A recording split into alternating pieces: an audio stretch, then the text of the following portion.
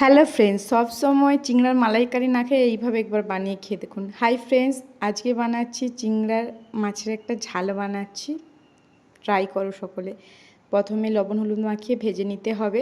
তারপরে ভালো করে ভাজা হয়ে গেলে ওই তেলের উপরেই পেঁয়াজ কুচি, তারপরে পেঁয়াজটা ভালো করে ভাজা হয়ে গেলে লবণ দিয়ে, তারপরে টমেটো দিয়ে ভালো করে ভেজে তারপরে ওইতেই মশলা করে নিতে হবে। তারপরে দিলাম আদা রসুন, তারপরে দিলাম লবণ হলুদ, এগুলো সব কিছু দিয়ে ভালো করে মিক্স করতে হবে।